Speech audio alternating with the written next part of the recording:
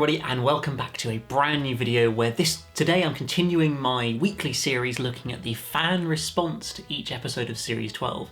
And I think given the episode that we got on Sunday in Orphan 55, this should be quite an interesting video, I think. So I think it's fair to say when you look at the general look at Twitter or YouTube comments, it's not been universally loved. It hasn't necessarily been universally hated.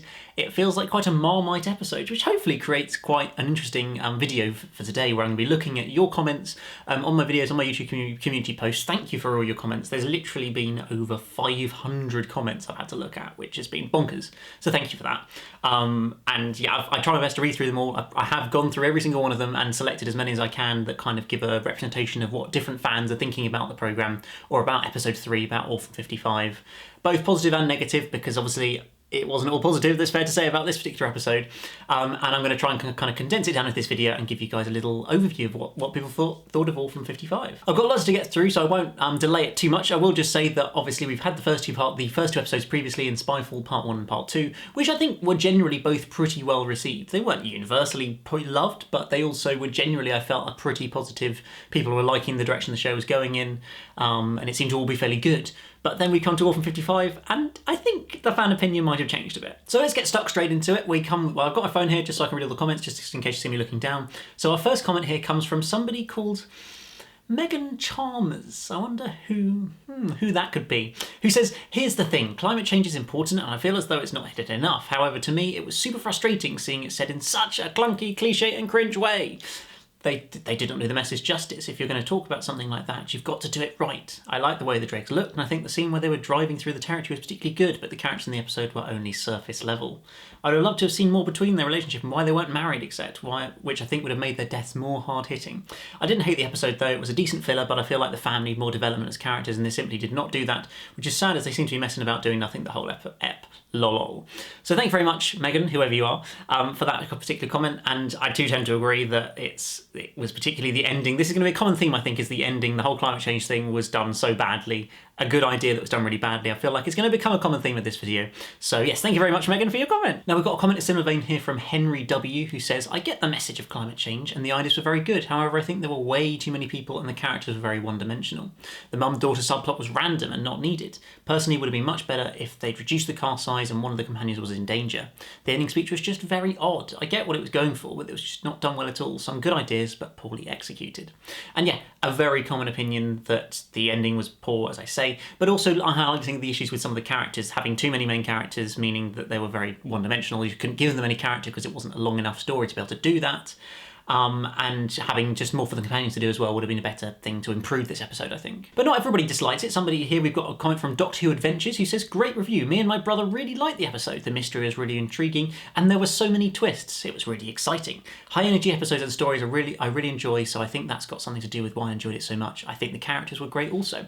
So as we always see with Doctor Who, and I think it's always really, really important to remember, is that even if you thought an episode was awful, there's probably somebody else out there who loved that episode and thought it was amazing. And that's the brilliant thing about Doctor Who, is because there's so many of us who are fans of so many different sort of types of episode we want from the show, that some people are going to hate an episode, some people are going to love it. And I love it when we see these difference of opinions. Yes, it is a bit of a Marmite episode. You either love it or you hate it. But it's great to see that there are people who did really enjoy this episode as well. Next up, we've got a comment here from Harry Vikes, apologies if I've pronounced that wrong, who says, "I was enjoying it until the end. The editing was really off. The speech should have been a voiceover and the action should have been the dregs just walking around in the wasteland.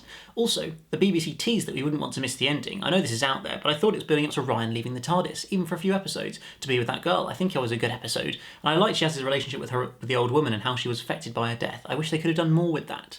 So yes, it's worth noting that BBC America, not actually BBC UK, but BBC America on their Twitter account posted a sort of edited trailer with some comments with it, words within it saying, "You do not want to miss how this ends, it's an amazing ending," which is obviously ultimately we found out telling us about the speech at the end. And so people were kind of let down by that when you're teasing a pretty massive, you've got to watch this story to the end because it's pretty big, and it's just a climate change speech was, yeah, not great. But yeah, I very much get what Harry's saying here, that it would have been, that it did seem plausible maybe that Ryan was going to leave the TARDIS, and when I was thinking that, what is this big ending that we're going to get? Because there's got to be something here. But yeah, ultimately it wasn't what we expected. Next up comes a comment from Geektown, who says, "My issue with this ep is that it's very much a filler story, and I think it required more characterisation for the Doctor, and especially Belle and Ryan. The Drakes were very cool and creepy, there are a lot of nice ideas, but they were, in my opinion, poorly tied together.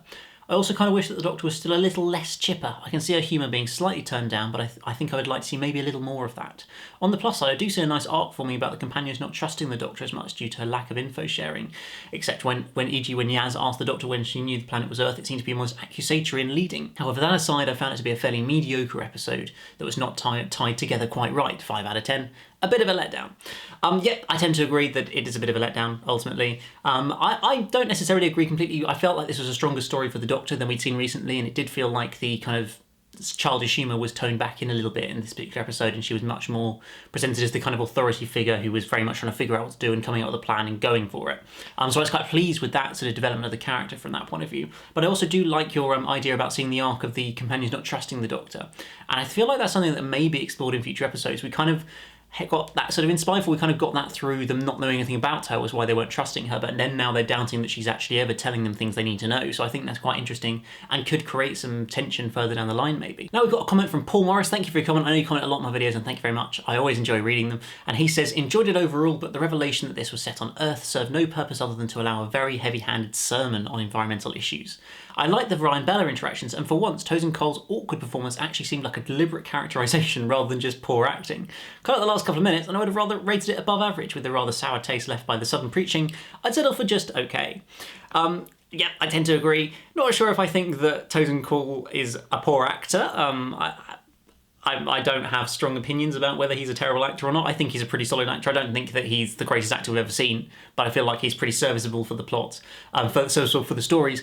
And I feel like he did do quite well. I think that was early on in the episode. Those were some of the better, sort of more entertaining moments. Were these kind of offbeat, sort of trying to flirt with each other moments between Ryan and Bella. They worked quite well. But then, as he says, the ending ruined it, as is a common theme, I think, here. But some people didn't quite agree with that. We've got a comment here from Ben03 who says, I thought it was a great episode. Personally, the global warming message didn't feel too forced and fit well within the episode.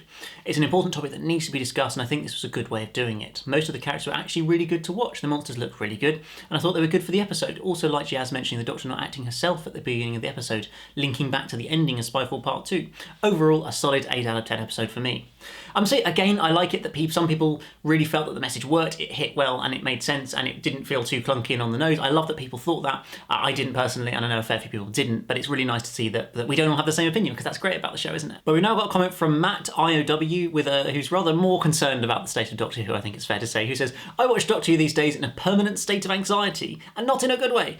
I keep making excuses for a series that is suffering from a definite decline in the quality of the writing. This little nugget left me unmoved and confused, and I cringed at the planet-saving monologue. Just terrible. If that woman screamed for Benny one more time, I would have shot her myself. I'd hoped we were getting back on track after the first episode aired. So yeah, strong words there from Matt, and I did get 16 thumbs up as well, so certainly there's a fair few people agreeing with this point of view, which is perfectly fair enough. I don't necessarily think that the show is in a clear decline and the quality of the writing is awful. I think this is a bad episode, but I don't necessarily think it's a sign of the whole show being terrible. Now we've got a comment from Andrew Bowman here, rather disagreeing about people's opinions on the ending of the episode.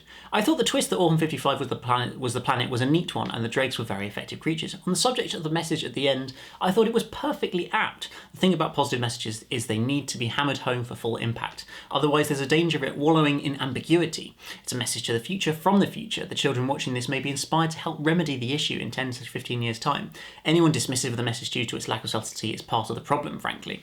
I get people don't like being hit over the head with messages, but the softly approach clearly isn't working. If it was, we wouldn't still be having this conversation.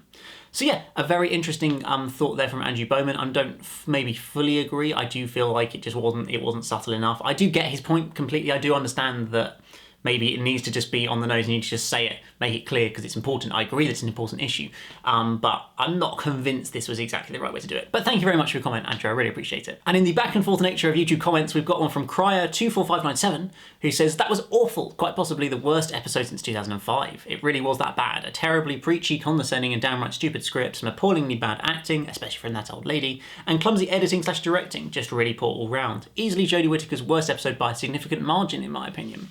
So yeah, there you go, 2 examples of completely different viewpoints on the same episode. It's great, isn't it? Now I've got a comment here from Steve McLean who says, this reminded me of watching an episode from Series 11. Not a good feeling at all. The twist and idea was great. I can enjoy stories that explore these themes, but I felt it was written, shot, directed and acted very, very poorly. I want to forget about this episode very quickly and move on. I don't want the series to lose the momentum and goodwill it generated in the Spyfall episodes. Let's hope this was just a blip. Roll on next week.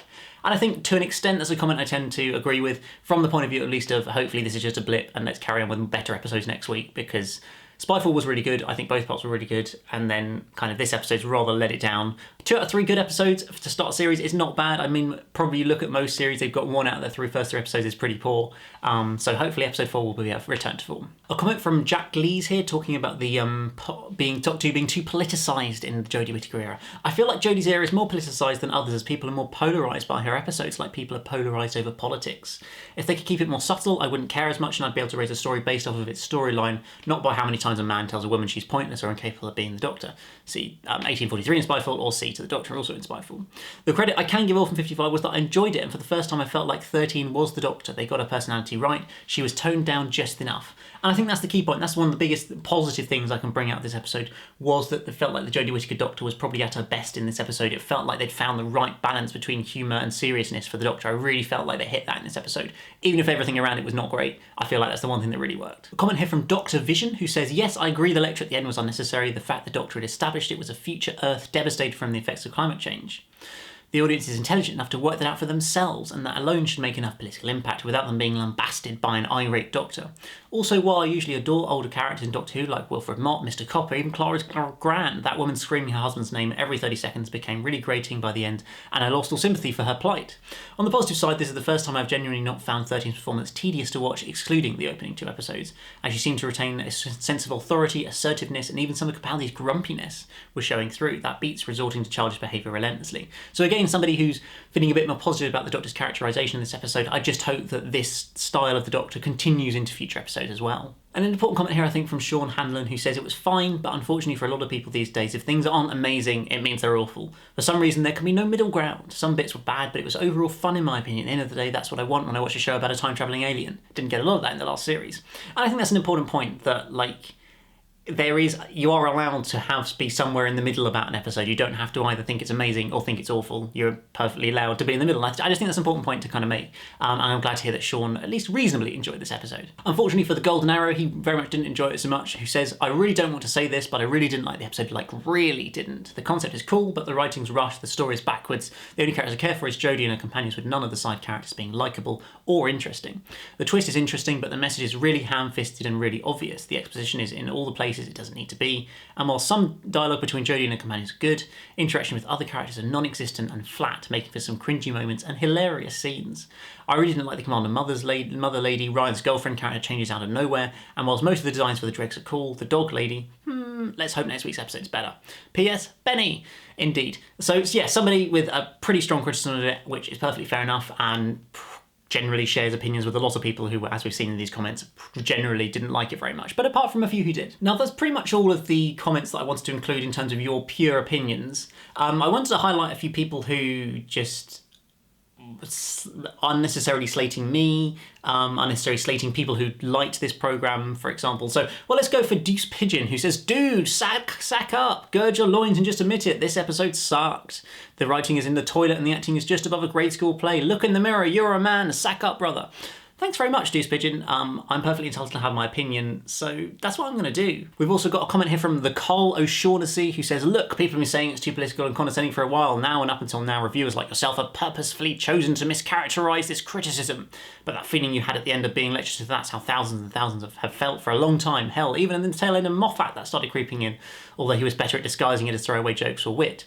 I stand by the fact that I don't think Doctor Who's been too political. I think that this episode did do climate change the wrong way, but overall it's not been a big problem for me, so I'm sorry, but I disagree with you. Another comment here from Neil Clean, who says, I'm flummoxed by how many reviewers are not calling out this episode for being as awful as it is. Dancing around the needless sacrifices made by the guest cast and the ridiculous pacing or the motivation of the character, Mummy Never Loved Me, is just lazy reviewing. This episode is easily the worst Doctor Who since Fear Her or Season 18 Classic Who. My god, this was bad.